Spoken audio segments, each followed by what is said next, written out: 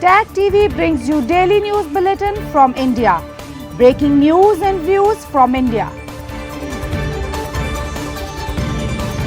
You're watching South Asia NEWSLINE, and here are the top stories we are tracking for you on Wednesday, the 19th of February. Gyanesh Kumar takes charge as India's Chief Election Commissioner. India criticizes Pakistan at UNSC, calls it global terrorism epicenter. And Nepali Parliament raises concern over students' death at KIIT University.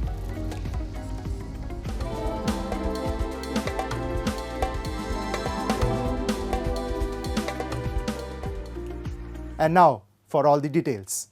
Gyanesh Kumar, a retired IS officer of the Kerala cadre who has been an election commissioner since March last year, assumed the office of the Chief Election Commissioner on Wednesday.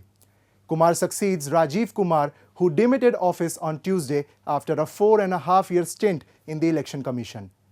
Vivek Joshi, who was the Haryana Chief Secretary, also took charge as an election commissioner, filling the vacancy created by Gyanesh Kumar's elevation to the post of CEC.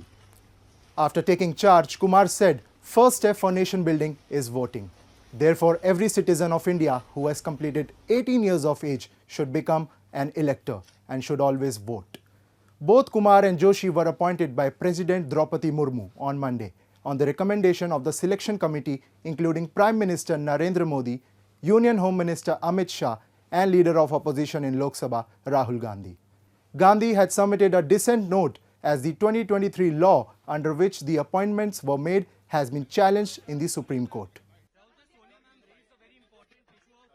India on Tuesday lashed out at Pakistan, saying the former has been a victim of terror acts induced by Pakistan through outfits like Jaish-e-Mohammed. Speaking at a UN Security Council meeting chaired by China, India's permanent representative to the UN, Ambassador P. Harish, also said it is a supreme irony when the global epicenter of terrorism pats itself on the back, claiming to fight against the menace. This comes after the Pakistan's Foreign Minister Ishaq Dar noted countries' sacrifices in the fight against terrorism and emphasized the need for an international strategy that does not conflate legitimate struggles for self-determination with terrorism. Emphasizing that Jammu and Kashmir have been, is and will always remain an integral part of India, Harish stated that it is Pakistan that is in illegal occupation of parts of Jammu and Kashmir. Harish underlined that there can be no justification for terrorism regardless of its type, form and motive.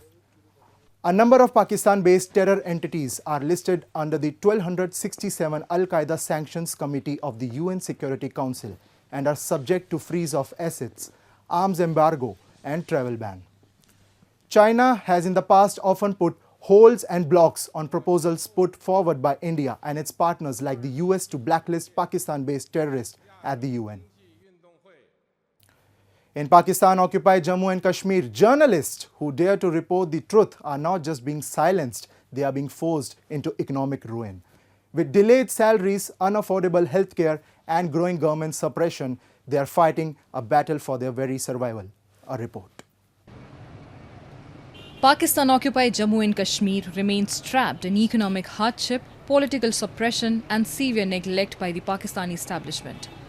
Among the worst affected are journalists who risk their lives to expose the truth only to face intimidation, job losses and even enforced disappearances.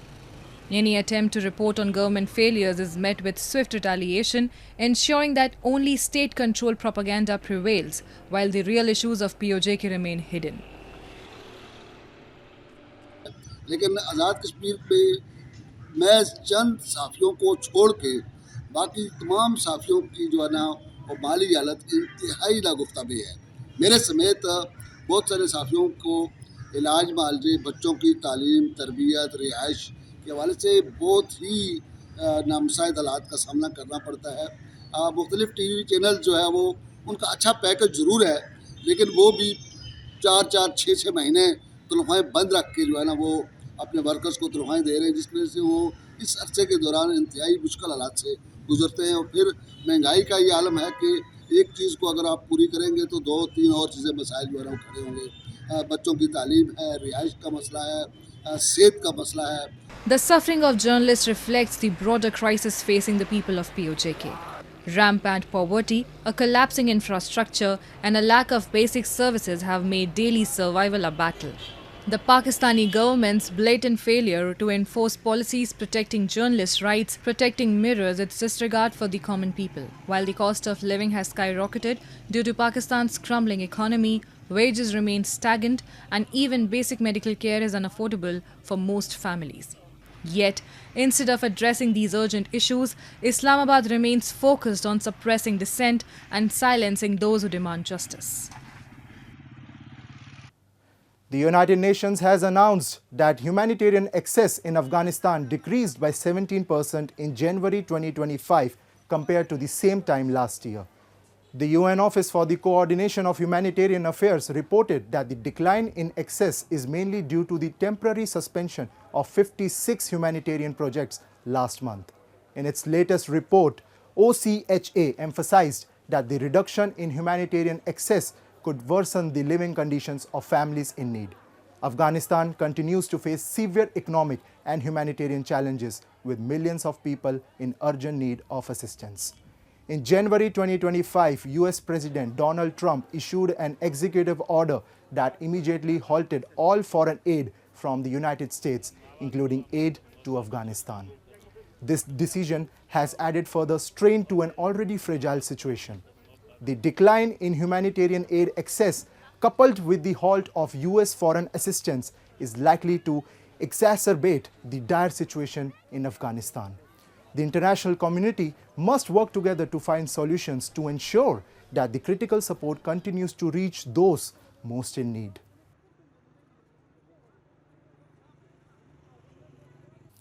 The Bangladesh interim government on Tuesday stated that its primary objective is to bring ousted Prime Minister Sheikh Hasina back to the country for trial.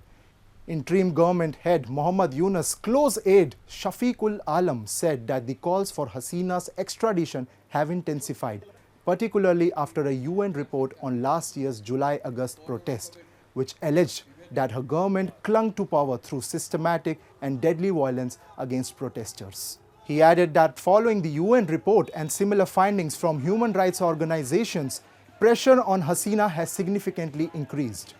We expect further pressure to build in the coming days. The Bangladesh government has formally requested India for her extradition, and our diplomatic efforts will persist. Our priority is to bring her back and ensure she stands trial in person. The people of Bangladesh demand justice, Shafiqul was quoted as saying by the Dhaka Tribune. The four-time Premier Hasina fled to India after a mass uprising led to her ouster from office. Dhaka has requested her extradition from New Delhi. However, India has not yet responded to the request.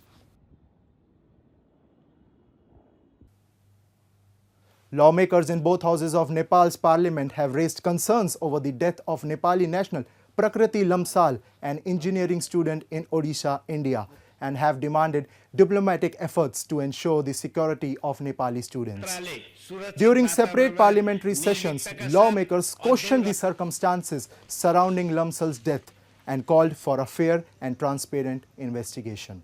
Lamsal, a third-year BTech student, was found dead in her hostel on Sunday evening.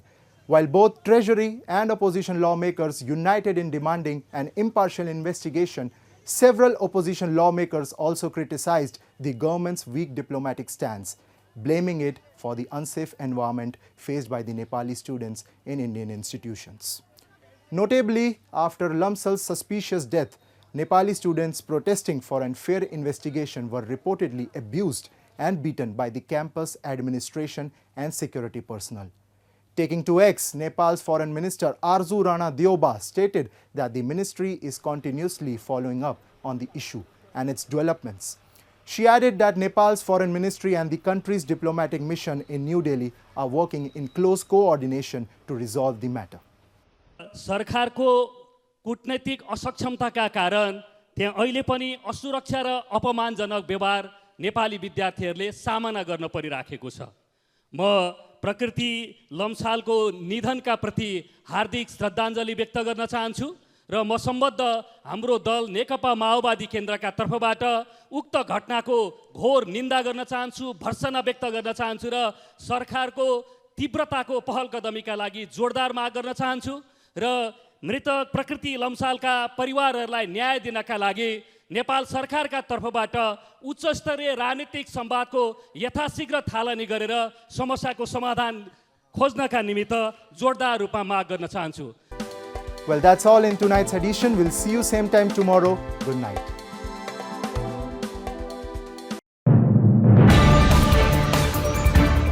Tag TV brings you daily news bulletin from India. Breaking news and views from India.